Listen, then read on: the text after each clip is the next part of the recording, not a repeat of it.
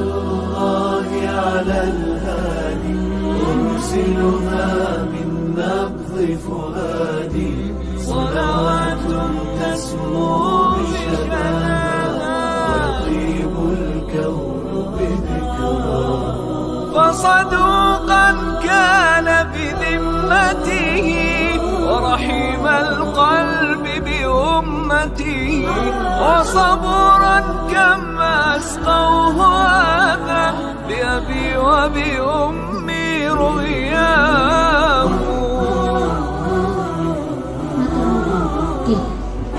Jadi anakku tanya banyak-banyak. Terima kasih Profesor. Nah, seperti yang disampaikan sama Profesor Komaria, tanya yang banyak-banyak. Nah, sekarang kita mulai dulu. Di termin pertama ada 3 penanya yang dari anak-anak yang masih ada, yang anak-anak yang sekarang lagi ada di Al-Mahira ya. Oke, siapa yang mau tanyain? Diperkenalkan dulu ya nak, namanya siapa, jurusannya apa, atau mungkin sudah kepikiran mau masuk universitas mana? Assalamualaikum warahmatullahi wabarakatuh. Assalamualaikum warahmatullahi wabarakatuh. Pertanyaannya, jika ada 2 jurusan, satu yang saya senangi namun passing grade-nya tinggi, dan jurusan yang tidak terlalu saya senangi tapi passing grade-nya itu rendah. Nah, kedua jurusan tersebut ada di PTN. Sebaiknya saya itu memprioritaskan yang mana atau memfokuskan yang mana? Oke, yang pertama adalah bagaimana kalau saya mau ambil grade yang paling tinggi, itu paling saya cinta, dan yang kedua pilihan saya adalah grade yang rendah dan tidak saya cinta. Di mana-mana pilihan kedua itu mesti nggak dicinta, intek kepekso gitu ya. Oke. Begini nak, apa yang harus saya siapkan? Poinnya adalah sekarang tahun ini tidak ada UN. 2020 ini tidak ada UN.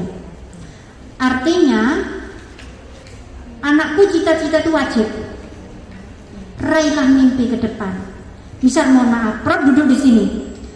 Bayangkan bahwa di meja makan itu adalah rumah, mobil, kemudian Ka'bah, kemudian suami ganteng, anak cantik. Itu cita-cita saya dulu. Kan ini menjawab yang nomor 2 toh, dan nomor 3 tadi. Kemudian saya dari sini ke sana itu ternyata di depan saya ada jurang, kemudian ada badai. Enak tidak enak, suka tidak suka, harus saya lalui toh. Maksud saya mau jeluk ke sana kan tidak bisa. Jadi apa poinnya? Mau pilihan 1, 2 sampai 30, ya poinnya prioritaskan yang nomor 1. Bahwa tancapkan di tubuh saya pasti bisa. Temanku makan nasi, saya juga makan nasi. Berarti temanku mampu, aku juga mampu. Karena Allah menciptakan manusia itu adalah sempurna. Nah, kalau anakku tipenya yang 15 hari tadi dengan yang tipe 15, artinya ketika anakku main, kamu harus belajar. Jangan berpikir pilihan kedua, ketiga, dan 4 untuk meraih cita-cita loh ya. Sebelum kelas 12 tekan kontrak, yaitu pilihan 1, kedua, baru pikirkan itu. Tapi saat ini kelas 10, wajib ain di hatimu harus kamu tanamkan, raih-raihku, cita-citaku harus teraih, dan saya hanya mempunyai pilihan 1. Itu paham ya nak ya? Oke. Jangan memikirkan pilihan se-Indonesia Raya, itu nanti. Ketika kamu maksimal belajarmu, maka akan mudah. Prof, ini dalam satu skala Al-Mahira saja saya ranking 20. Bagaimana kalau Semalang? Bagaimana kalau Jawa Timur? Bagaimana kalau se-Indonesia? Nah, itu pikirkan itu. Oke? Makanya sering-sering ikut berlomba di luar. Maka nanti anakku akan tahu kehidupan di luar itu seperti apa. Jangan besar dalam sangkar. Oke? Sudah ya nak ya? I love you so much. Oke? Duh lah ya, I love you so much. I love you more. Oke? Assalamualaikum warahmatullahi wabarakatuh.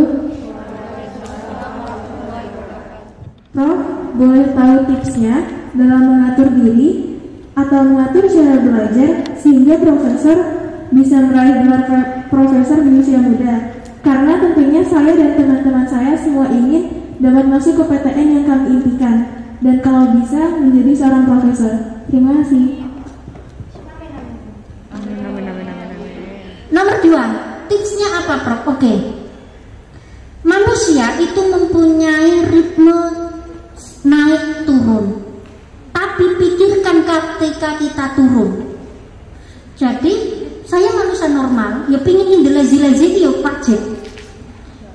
Prof, kalau untuk memanajemen stres bagaimana? Saya sukanya lihat movie 21. Saiki corona, jadi aku ora tahu nonton movie. Jadi saya jujur. Terus apa, Prof? Saya sukanya bongkar pasang pot. Jadi kembang sing wis kecil rodok gede tak bongkar. Engko ning wis kesel mandi terus tidur. Lah itu manajemen stres saya. Karena saya tidak suka tipe ke mall. Saya melihat orang itu lelah. Jadi sampai mohon maaf dalam tanda kutip Bapak dan Ibu semua, pembalut saja itu suami yang harus memberikan ke mall. Karena memang saya tidak suka ke mall. Semua baju ya suami. Mbok bagus, mbok jelek wis tak pakai saja gitu. Saya lebih suka memasak di rumah, kemudian bongkar pasang pot. Jadi kalau anak-anakku nanti pulang terus ke sini bawa pot buat saya. Jangan potnya ya bunganya juga gitu. Oke. itu kesukaan saya ya. Oke. Bagaimana Prof manajemen? Poinnya adalah istiqomah. Lakukan sesuatu itu dengan istiqomah. Bangun jam 1. Baik men tidak men jam 1 tetap bangun. Terus ngapain, Prof? Hablum minallah. Fokus sudah, hablum minallah. Jam 3 selesai. Saya jam 3 harus selesai. Terus ngapain, Prof, jam 3 itu? Saya suka tidak suka, ada PR tidak ada PR, saya baca. Habis itu subuh. Habis sholat subuh, ini masih cerdas sekali. Tambah hafalan. Tidak ada anak yang tidak, orang penghafal Al-Quran itu tidak dianukan. Andaikan dulu saya itu dipondokkan dan disuruh menghafal Al-Quran, mungkin karena takdirnya belum. Jadi sekarang itu produk kerepotan saya. Sudah manual ini mungkin. Jadi hafalan saya itu pindah tempat hilang. Atau juga kan banyak dosanya itu. Sudah tua jadi banyak dosa. Dan anak-anak ini dosanya masih sedikit. Karena anak itu baru lahir toh, lebih lama saya toh. Itu makanya I love you more. Itu. Jadi gunakan sekarang nak, tanggung jawabmu hanya satu, study saja. Maka maksimalkan. Suka tidak suka saya harus 30 juz gitu loh. Terus suka tidak suka saya dokter. Udah itu aja poinnya. Suka tidak suka saya harus desainer. Jadi itu sudah di planning dari sekarang. Terus apa Prof habis subuh? Habis subuh langsung saya naik angkot kuliah. Karena dulu ngekos saya itu di Batam dan kuliah saya di Mulyorejo. Naik angkot. Wis nggak usah mendengarkan cerita Prof yang menderita. Jangan dilihat profesornya, tapi lihatlah bagaimana perjuangan saya. Subuh saya sudah berangkat nak ngangkot. Kalau nggak ada angkot WB, saya jalan kaki lewat Menur sampai tembus Kertajaya langsung ke sana. Yang rumahnya Surabaya pasti hafal itu. Terus gimana Prof? Pagi saya kuliah di UNER, ambil hiperkes itu K3, malamnya saya teknik industri di Untar. Kemudian gimana Prof? Saya tidak pernah jajan karena uangnya sedikit. Saya selalu bawa bekal, jadi saya punya rice cooker beli gitu. Itu rice cookernya ya nasi, nanti telur dicuci bersih, cemplungkan sekalian ke nasinya, atasnya langsung dikasih sarden, sudah jadi. Itu bisa seharian itu nak. Saya bawa bekal langsung naik angkot. Selesai kuliah jam 10 sampai jam 12, saya nyuci baju. Kemudian kuliah belajar. Tidur sebentar sudah. Jadi kalau di angkot saya maksimalkan. Usahakan siang itu wajib tidur minimal adalah setengah jam. Maksimal setengah jam. Ojo aku suwe-suwe turu.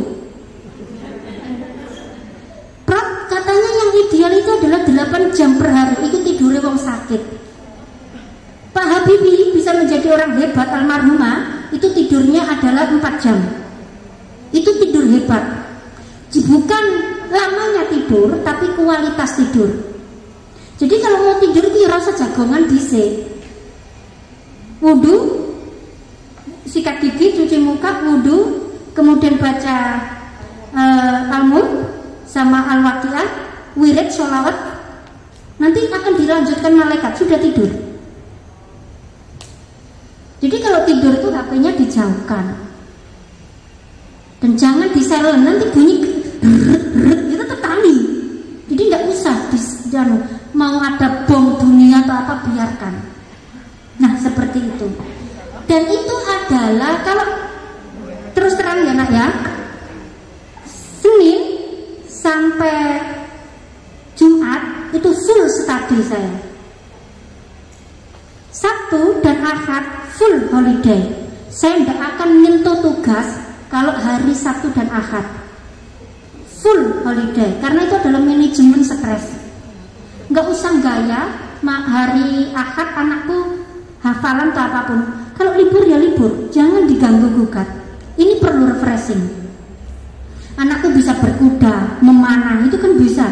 Nah saya berkuda nggak bisa, sepeda ontel nggak bisa. Karena memang dulu nggak ada sepeda ontel dan tidak dibelikan orang tua. Nah itu, dan itu tidak bisa hari ini benar, besok enggak, salah. Istiqomah poinnya. Jangan tinggalkan wudhu. Itu kebiasaan saya sampai sekarang. Jangan kebiasaan wudhu. Apalagi ini kan muslimah semua ya. Jadi insya Allah wudhumu akan terjaga. Kentut langsung wudhu, kentut langsung wudhu. Jadi kalian 24 jam itu bisa terjaga wudhunya. Duha jangan ditinggalkan. Itu istiqomah saya sampai sekarang. Pok Prab apa pinter? Tidak nak, jujur saya tidak pintar. Saya bisa ditanyakan ke sekolah-sekolah saya ini adalah ranking 5 terakhir gitu dari jumlah kelas. Yang penting gandol.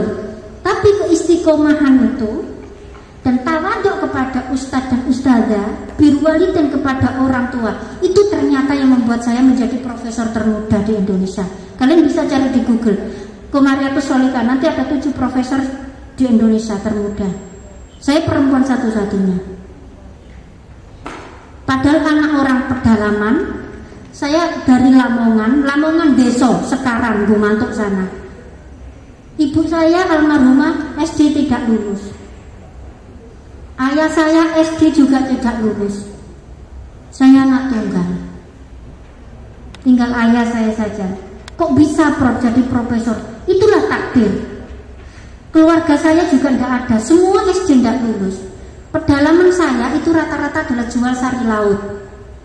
Tidak ada yang tipe kuliah gitu, itu tidak ada. Jadi masa depan ada di pundakmu, bukan pada orang tuamu. Walaupun orang tuamu kaya raya, itu adalah rezeki orang tuamu. Ketika orang tuamu tidak ada, misalkan ya, nanti terus anakku mewarisi, itu tiba-tiba Allah kalau meminta itu cepat, ya toh? Tapi kalau ilmu, anakku selamanya akan anakku yang bawa. Nah itu poinnya nak. Jadi kejar cita-citamu. Poinnya adalah jangan berani dengan ustadz dan ustadzahmu. Wes ikut tok poinnya, jadi sukses. Kok bisa Prof itu? Kalian tidak akan tahu mendoakan doa seorang guru itu tidak akan tahu nak. Jadi boleh kalian akrab dengan ustadz dan ustadzah, tapi tahu kapan ustadz ustadzah itu sebagai guru saya, kapan ustadz dan ustadzah itu sebagai teman saya. Itu jangan berpikir bahwa itu adalah mentang-mentang sudah akrab terus sopan santunmu hilang. Poinnya di sana nak. Itu saja. Dan orang tuamu walaupun itu lebih pinter anakku sekarang, hafalannya lebih banyak kalian, itu tetap orang tuamu itu adalah yang mengantarkanmu menjadi seorang seperti sekarang. Tidak mungkin nak kamu bisa mengalahi orang tuamu, itu tidak bisa. Itu doa yang paling afdol. Saya sendiri tidak tahu, hanya mengikuti istiqomah di dalam ibadah, kemudian meminimalkan untuk menghibah, karena saya poinnya tipenya yang tidak suka ngerumpi, karena tipenya saya itu diem sebenarnya, mendengarkan. Jadi kalau nggak suka langsung pergi gitu, terus menyendiri gitu. Dan sekarang tua ini tetap bangun jam 1, tapi saya ganti untuk menulis. Saya artikel memang harus banyak, kewajiban seorang profesor ya nak ya. Jadi saya berpikir gajah itu belum mati saja dia hewan itu rebutan gadingnya. Masa saya manusia meninggalkan nama saja, jasadnya kan bau, nggak jadi rebutan. Jadi apa yang harus saya tinggalkan? Kalau saya ditakdirkan menjadi dosen, menjadi guru, maka surga itu lewatnya harus jadi guru itu. Nah, dengan jalan apa, Prof? Yaitu harus meninggalkan karya sebagai amal jariah saya. Berarti saya harus meninggalkan menciptakan buku banyak-banyak. Itu saja, nak. Prof, saya itu mau masuk ke fakultas kedokteran. Nah, saya itu pengennya yang beasiswa agar tidak terlalu membebankan orang tua. Dan apa sih yang harus saya siapkan dari sekarang? Karena biasanya kalau beasiswa itu pasti banyak sekali saingannya, dan biar saya pasti bisa, saya dapat beasiswa. Sekian dari saya, terima kasih. Oke, yang ketiga, beasiswa. Beasiswa untuk kedokteran S1 itu sulit. Jadi hanya ada yaitu lewat bidik misi. Bidik misi itu harus ada surat laporan dari kepala desa. Kemudian dari kepala desa juga dari sekolah. Kemudian nanti pihak universitas akan survei ke lapangan, melihat bentuk rumahnya, penghasilan orang tuanya dan lain-lain. Layak tidak begitu. Oke ya, itu lebih baik saya terangkan.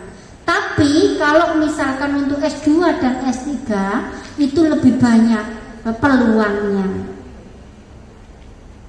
Nah, kalau mau S1, mau cari beasiswa, itu pun beasiswa tidak di awal yang dapat. Biasanya sudah semester 3 atau semester 4 dengan IP yang tinggi akan mendaftar untuk mendapatkan beasiswa dari sponsor.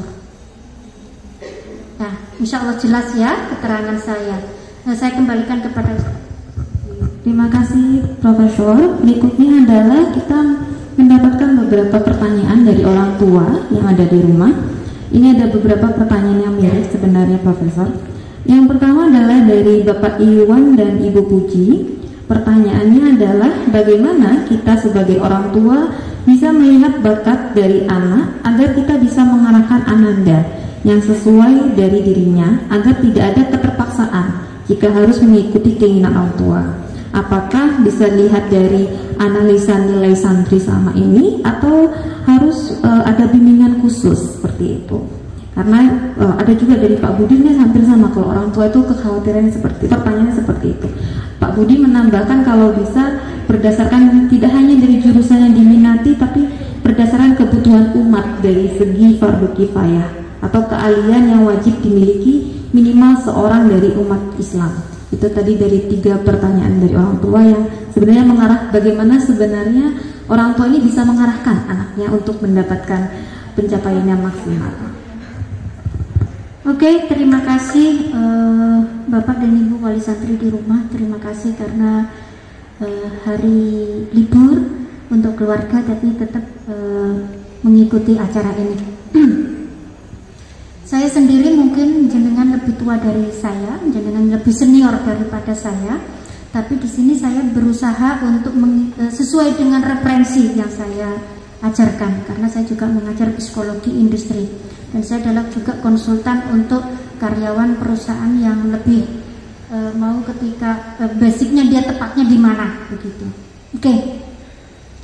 Untuk melihat bakat dan orang tua biasanya tadi sudah diterangkan di PowerPoint, yaitu dengan komunikasi, kejujuran antara anak dan orang tua, tidak ada takut, kemudian tidak ada rasa berani, tapi di sini adalah diskusi yang santai tapi fokus. Itu poinnya. Yang kedua yaitu bisa melihat dengan hasil psikotes.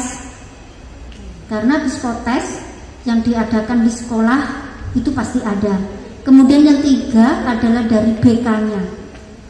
Nah, sering konsultasi guru BK, mohon juga itu lebih berperan aktif. Setiap siswanya diajak ngobrol bagaimana keinginannya untuk itu. Jadi tidak hanya saat guru BK berperan itu pada ada problem baru dipanggil, tapi adalah rutinitas. Karena apalagi kalau santri perempuan ketika menstruasi itu hormonnya itu naik dan emosinya itu tinggi. Jadi jangan ustadz dan ustadzah terutama guru BK itu berperan hanya saat ada masalah si santri, tapi tolong adalah itu rutinitas dan dijadwalkan. Every day itu dipanggil satu-satu, itu berputar begitu. Nah, itu akan kelihatan sekali arahnya anak ini kemana. Misalkan anaknya lebih suka ceramah, nah itu ya arahnya berarti dia nanti HI, jurusan internasional. Itu pun sekarang sudah lagi ngetren. Teman saya, jujur, ini pengalaman, waktu itu dia ambil pariwisata. Zaman saya nggak ngetren sama sekali jurusan pariwisata itu. Yusrane kelasnya begitu ya. Tapi dia yakin karena dia memang sukanya itu adalah traveling awalnya. Terus ternyata habis itu lulus S1 pariwisata, dapat beasiswa ke luar negeri, dia ambil di Paris.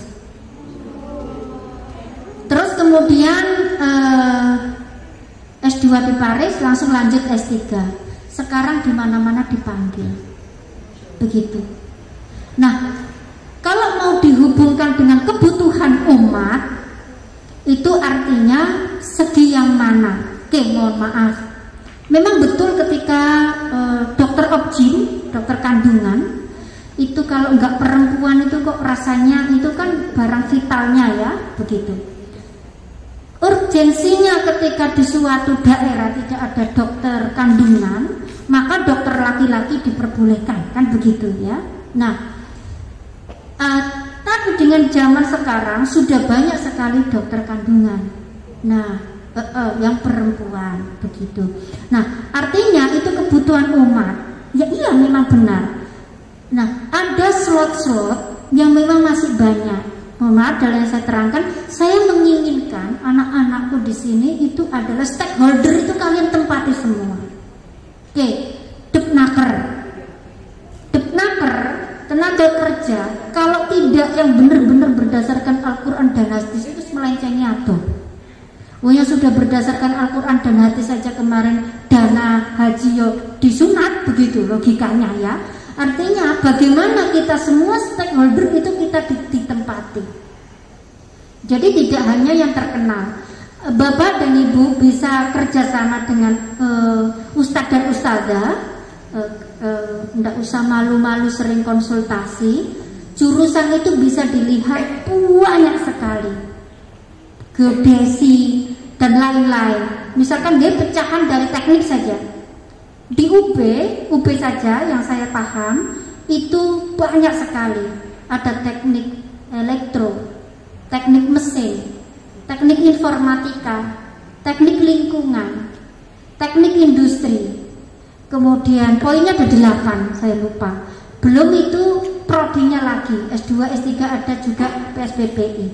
Nah, FKIP pun banyak. Jadi kalau bisa pihak nanti ustadz dan ustadzah akan mengeprint jurusan se-Indonesia ini ada apa saja.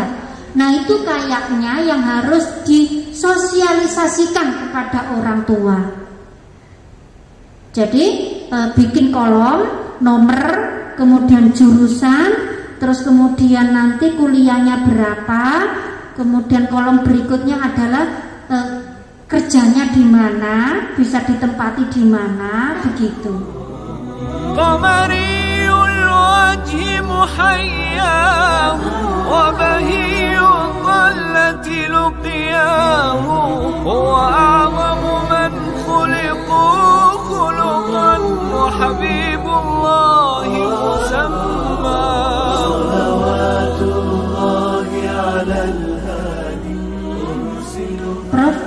strategi dan trik ketika saya mau, strategi PTN yang belum terakreditasi. Strategi dan triknya adalah kerjasama antara orang tua yang mensupport Al-Mahira dengan mensupport dalam arti adalah kegiatan apapun yang diadakan di Al-Mahira itu orang tua akan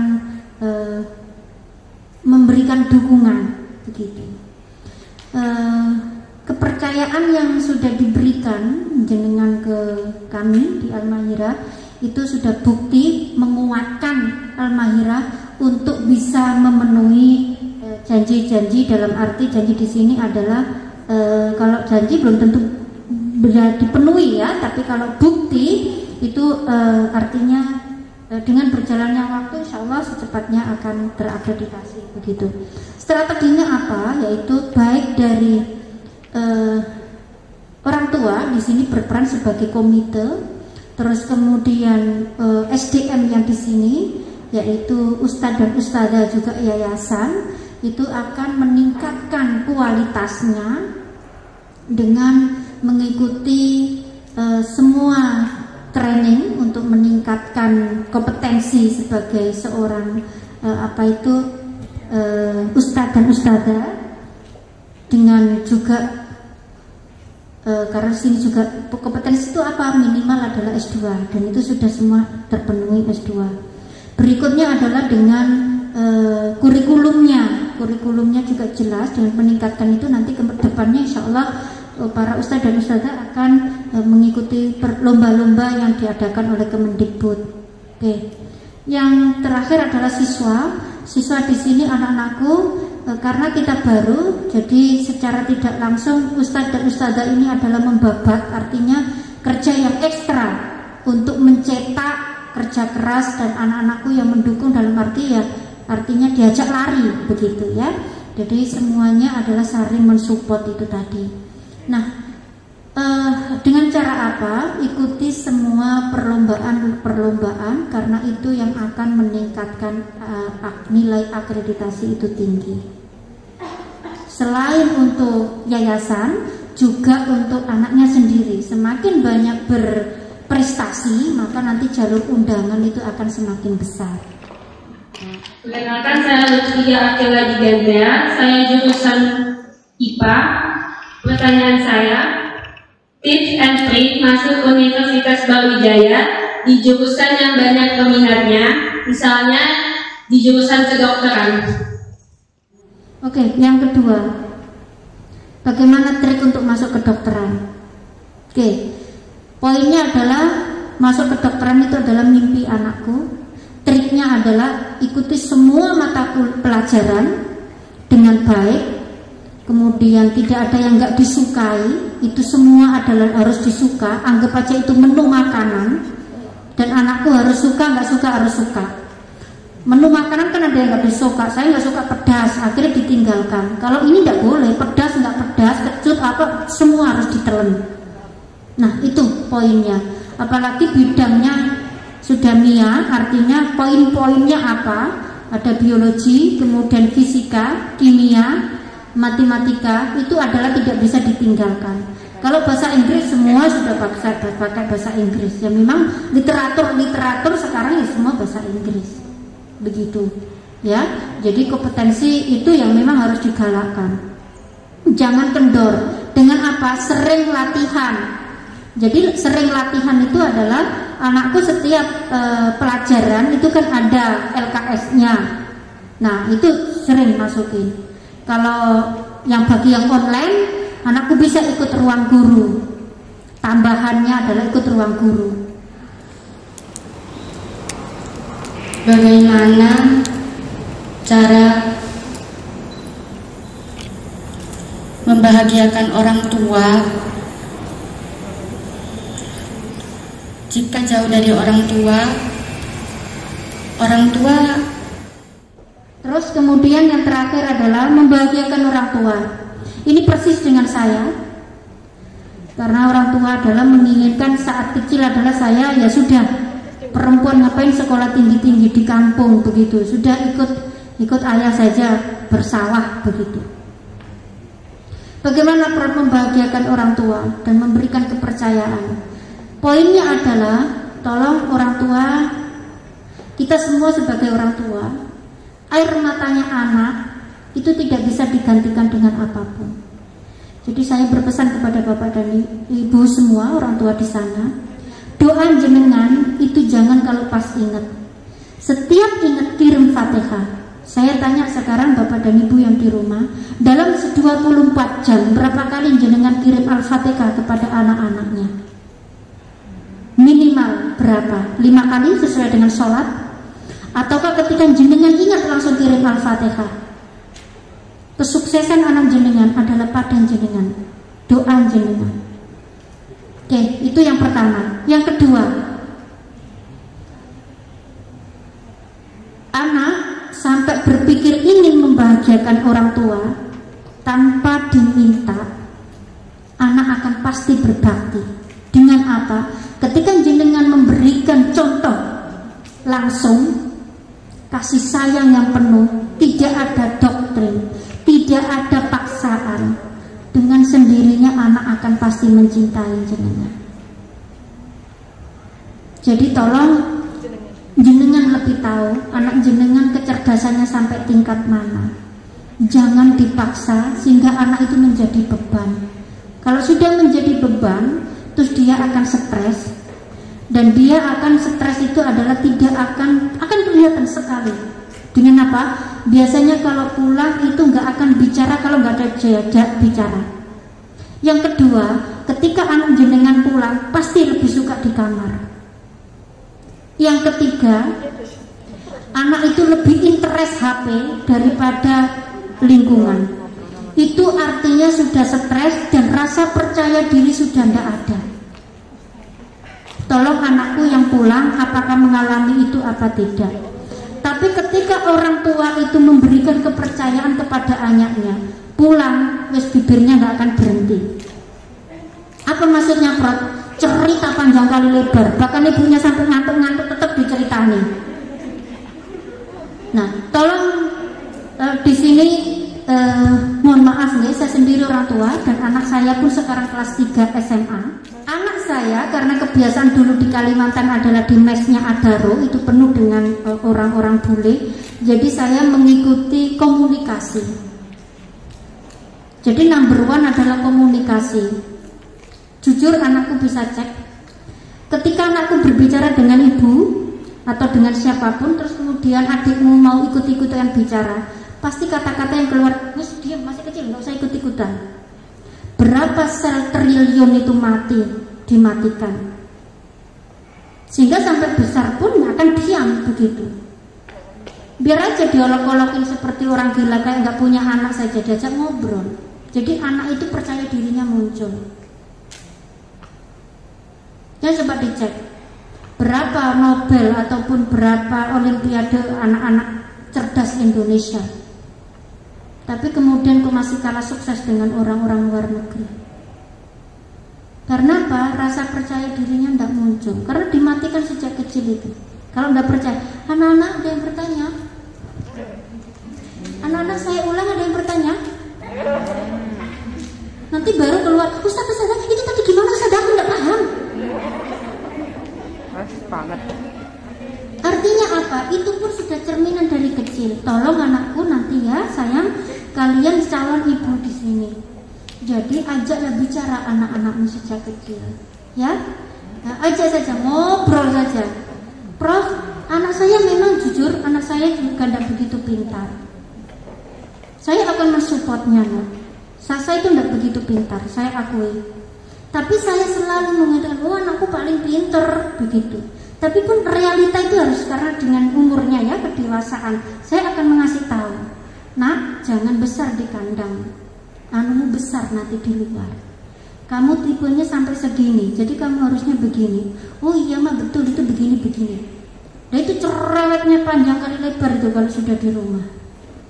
Dan kalau kangen adalah, anakku semua yang sini kangen, belajarlah untuk menulis. Walaupun tulisanmu itu kayak ceker ayam, apa enggak berbentuk, satu kata saja, kangen, dah selesai, lego. Tinggalkan itu bukunya. Lagi, aku Aku sedih, nilaiku jelek. Sedangkan papa mama menyuruh menjadi dokter. Oh galau, tinggalkan sudah. Yang penting nulis. Itu adalah walaupun tidak ada solusi, setidaknya itu sudah tertulis. Lega toh? Nggak usah merumpi. Belum tentu ada solusi. Mending anakku, ini kan sama-sama tidak paham nih. Curhat antara si A dan si B, ya tetep aja jelas. Malah menguras energi. Lebih baik kalau anakku, carilah ustazah sebagai orang tuamu. Di sini ini ustazah dan ustaz itu adalah orang tuamu, nak. Insya Allah amanah ustaz dan ustazah. Ustazah, saya mau curhat. Kapan ustazah ada waktu? Gitu. Ya, jangan sampai numpuk. Emang waktumu ini happy, nak. Don't cry. Wes ora layak bikin nangisan. Bro, tapi saya pengen nangis. Itu fitrah. Kalian berhak untuk nangis. Nangis bareng itu malah bagus. Enggak mari ngono guyu ngekek. Aku kangen, ayo nangis, ayo. Sak kamar gitu. Boleh, itu fitrah. Itu bisa menghilangkan. Nanti kalau capek terus tidur. Tapi enggak waktunya. Nah, kamu ini adalah masa pertumbuhan. Kamu harus tertawa, bahagia. Coba kalau saya tanya, ustazah yang keren dengan yang enggak keren pilih mana? Ngaku toh, nggak mau keren kan? Karena nanti akan tertekan otakmu, nggak bisa berkembang. Jadi lebih baik kamu harus happy selalu, ya. Terus bagaimana, Prof, untuk mengetahui ini semua? Ajak bicara anak orang tuamu baik-baik. Bapak dan ibu di rumah, mohon anak-anak mungkin malu untuk memulai pembicaraan. Jadi ketika nanti jenengan, jangan langsung diajak duduk begitu, anak akan takut. Jadi ajaklah pas ibu memeluknya, pas saat santai. Nah itu mulai masuki pembicaraan-pembicaraan. Anakku sebenarnya kamu mau ingin seperti apa dan lain-lain. Jangan didudukkan. Itu nanti gemeter pasti nggak akan muncul pembicaraannya dan akan diam. Ya, mungkin sudah itu ya nak ya. Oke, mungkin sudah Ustazah. Ya, terima kasih Profesor Komaria, terima kasih kepada anakku yang ada di sini maupun di rumah, baik juga kepada Bapak dan Ibu yang ada di rumah yang telah memberikan pertanyaannya. Maaf apabila ada pertanyaan yang tidak bisa kita sampaikan di sini karena mungkin keterbatasan waktu. Jadi kalau bisa yang saya simpulkan, ternyata untuk mencapai cita-cita kita atau mencapai our dream university ini bukan tanggung jawab di anak-anak saja, tapi juga di sekolah dan di orang tua. Bagi anak-anakku, coba sekarang cek dirinya, ya kan, minatnya apa, potensinya seperti apa, plus minusnya kalau mau pilih jurusan yang A sampai yang B apa, mau di dalam apa di luar negeri, seperti itu ya. Dan untuk orang tua ternyata komunikasi ini penting gitu, karena komunikasi ini bisa membuat orang tua juga tahu kemauannya anaknya apa. Anak juga jadi tahu keinginan anaknya apa gitu. Jadi sama-sama orang tua tahu keinginan anak, anak tahu keinginan orang tua. Jadi sama-sama tahu. Dan kita sebagai guru juga tadi sempat disarankan oleh Profesor Komaria adalah terus meningkatkan kompetensi diri kita agar kita juga bisa all out gitu ya untuk mendukung anak-anak di sini. Terima kasih Ibu Profesor Komaria. Banyak sekali pengetahuan yang kami dapatkan dari sesi sharing ini. Oke, berikutnya mungkin bisa dilanjutkan oleh Elviana dan Rahma.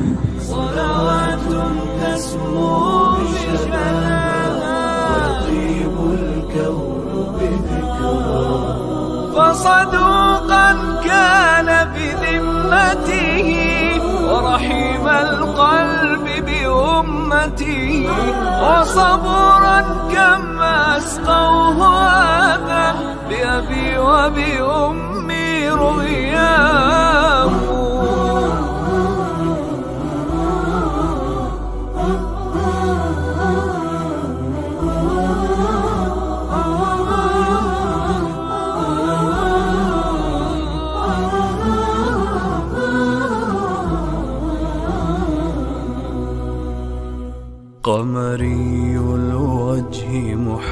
دنياه وبهي الطلة لقياه هو أعظم من خلقوا خلقا وحبيب الله مسماه قمري